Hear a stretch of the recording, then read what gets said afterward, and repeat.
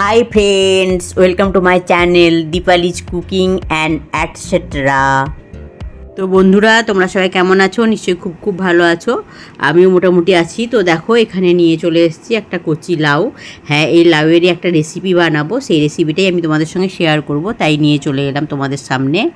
আর আমি চলে এসেছি রান্নাঘরে। তো দেখো, আমি লাউটাকে ভালো করে ছাড়িয়ে নিয়েছি, ছাড়িয়ে নিয়ে ধুয়ে নিয়েছি। ধুয়ে নিয়ে এখন আমি এটাকে কেটে নিচ্ছি। তো লাউ আর চিংড়ি মাছ দিয়েই কিন্তু আমি একটা রেসিপি বানাবো। তো পুরনো বন্ধুদের সবাইকে জানাই অসংখ্য ধন্যবাদ। তোমরা আমার সঙ্গে আছো, এইভাবে সারা জীবন আমার সঙ্গে থেকো। আমিও সারা জীবন তোমাদের সঙ্গে আছি। আর তো দেখো বন্ধুরা, এখানে আমার লাউগুলো কিন্তু কাটা হয়ে গেছে। এবার আমি একটা বাটনা তৈরি করে নিচ্ছি। তো এখানে আমি নিয়ে নিচ্ছি কিছুটা সাদা সর্ষে আর একটা শুকনো লঙ্কা, আর নিয়ে নিচ্ছি বেশ কিছুটা পোস্ত। তো এই বাটনাটা দিয়েই কিন্তু আমি রান্নাটা করব, তাই এই বাটনাটা আমি এখন তৈরি করে নিচ্ছি। আর দেখো, এখানে আমি কড়াই বসিয়ে দিয়েছি। কড়াইতে দিয়ে দিলাম সর্ষের তেল। সর্ষের তেল দিয়েই কিন্তু আমি রান্নাটা করব। আর সর্ষের তেল আর একটু দিয়ে দিলাম অল্প করে। দিয়ে দেখো আমি কি করছি, এবারে ফোড়ন দিয়ে দেবো। তো কি ফোড়ন দিচ্ছি সেটাই তোমরা দেখতে থাকো। এই সময় বলে রাখি, নতুন বন্ধুদের যারা আমার চ্যানেলটা ভিজিট করতে আসছো তারা আমার চ্যানেলটাকে সাবস্ক্রাইব করে থেকে যেও। আর বেল আইকনটা অবশ্যই ক্লিক করে দিও, যাতে আমার ভিডিওগুলো দেওয়ার সঙ্গে তার নোটিফিকেশান প্রথমেই তোমাদের কাছে চলে যায়। তোমরা আমার সঙ্গে থাকো, আমিও কিন্তু সারা জীবন তোমাদের সঙ্গে আছি। তো তেলটা গরম হতেই কিন্তু আমি বেশ কিছুটা সাদা জিরে এখানে দিয়ে দিচ্ছি। এখানে সাদা জিরে ফোড়ন দিলাম। আর দিয়ে দিচ্ছি কি দেখো, তো দিয়ে দিলাম একটা গোটা শুকনো লঙ্কা কেটে দিয়ে দিয়েছি। দিয়ে একটু ভেজে নিচ্ছি আমি।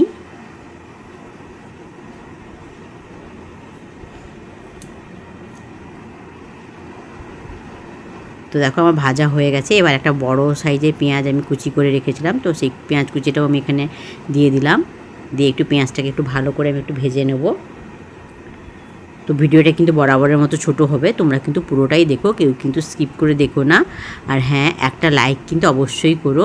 আর কমেন্ট করো, একটা মিষ্টি মিষ্টি কমেন্ট পড়তেও আমার ভালো লাগে। আর কমেন্ট ধরে দিলে তোমাদের কাছে যেতেও আমার খুবই ভালো লাগে। তো দেখো, এখানে আমি পরিমাণ মতো লবণ দিয়ে দিচ্ছি। লবণ দিয়ে দিলে কিন্তু আমার পেঁয়াজটা একটু তাড়াতাড়ি ভাজা হয়ে যাবে। তো দেখো, পেঁয়াজটা আমার একটু লাল লাল হয়ে ভাজা হয়ে এসছে।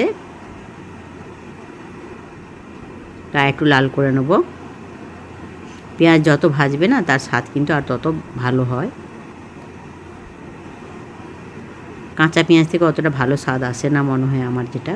তো দেখো, পেঁয়াজটা আমার একদম ভাজা হয়ে গেছে। এবার আমি যে লাউগুলো কেটে রেখেছিলাম, লাউগুলো এখানে দিয়ে দিলাম। দিয়ে এবার ভালো করে পেঁয়াজের সঙ্গে মিশিয়ে নেব।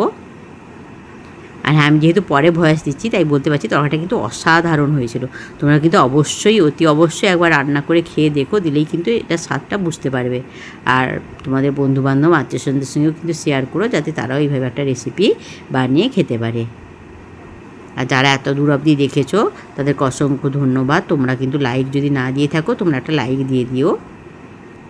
তো দেখো, আমি ঢাকা চাপাটা দিয়ে দিলাম। এদিকে আমি চিংড়ি মাছগুলো বেছে নিচ্ছি। তোমাদের দাদাভাই অনেকগুলো চিংড়ি মাছ এনেছিল। তো চিংড়ি মাছগুলো কিন্তু বড় ছিল না, ছোটোই বলা যায়। তো এইগুলোকে আমি বেছে নিচ্ছি। দিয়ে দেখো, এখানে একটা ফ্রাইং প্যান বসিয়ে দিয়েছি। এতে একটু সরষের তেল দিয়ে দিলাম। দিয়ে আমি এই চিংড়ি মাছগুলোকে ভেজে নেবো।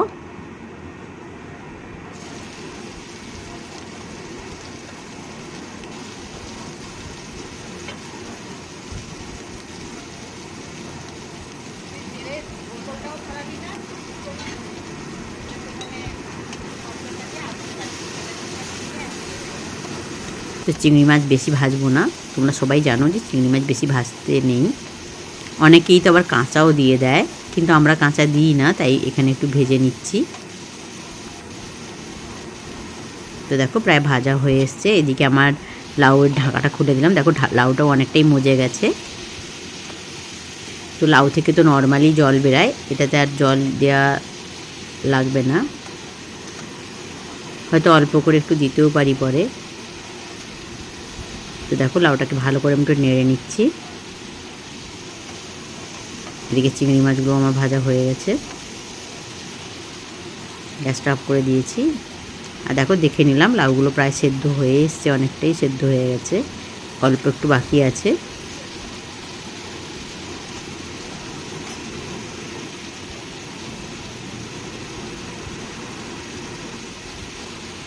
তো এবারে আমি লাউতে হলুদ দিয়ে দিলাম।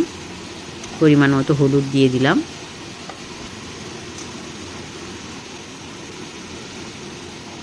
তো দেখো এবার ওই যে বাটনাটা করে রেখেছিলাম ওই বাটনাটা মেতে দিয়ে দিলাম।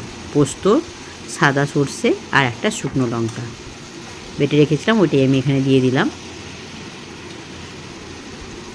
দিয়ে একটু কষিয়ে নেব।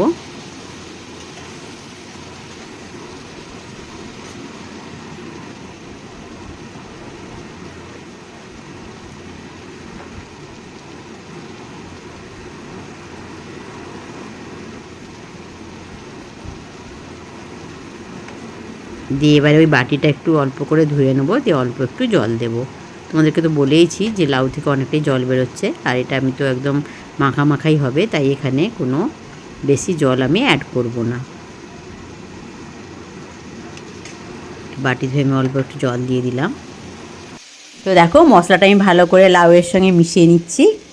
তারপরে এই চিংড়ি মাছগুলো যে ভেজে রেখেছিলাম এগুলো আমি অ্যাড করে দিলাম এতে। এটাকে একটু ভালো করে মিশিয়ে নেব।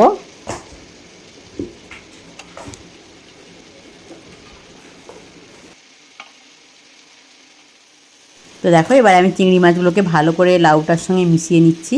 আমার লাউটা প্রায় অনেকটাই সেদ্ধ হয়ে গেছে।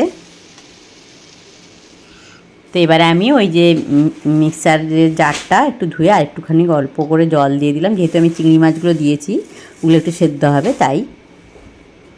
দিয়ে এবার এটাকে একটু ঢাকা চাপা দিয়ে দেবো, ভালো করে মিশিয়ে নিই।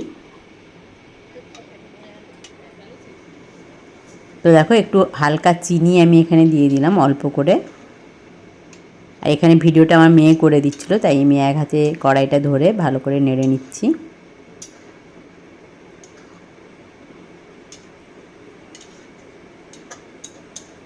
দেখো ভালো করে মাছ আর লাউটাকে ভালো করে আমি মিশিয়ে নিলাম। এবার যেহেতু আমি সর্ষে আর পোস্ত দিয়ে রান্নাটা করছি তাই অল্প একটু ওপরে সর্ষের তেল আর একটা কাঁচা লঙ্কা আমি এখানে অ্যাড করে দিলাম। দেখো ঢাকা চাপা দিয়ে দিয়েছিলাম, ঢাকা চাপা তুলে নিয়েছি। আমার রান্না প্রায় কমপ্লিট হয়ে গেছে। এটা একটু নেড়ে নিচ্ছি।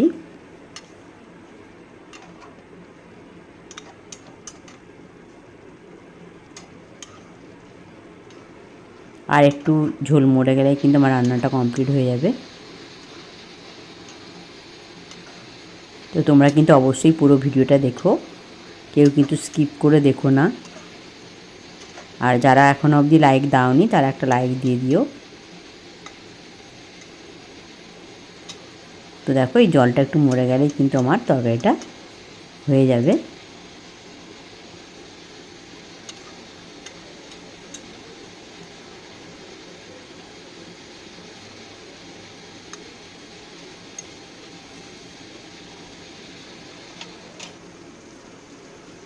তো দেখো রান্নাটা হয়ে গেছে।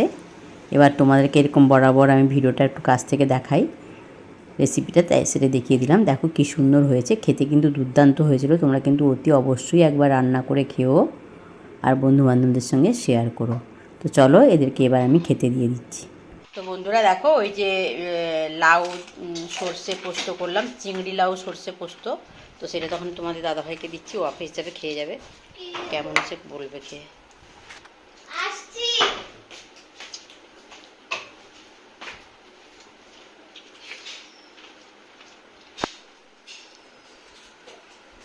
কেমন হয়েছে? ভালো।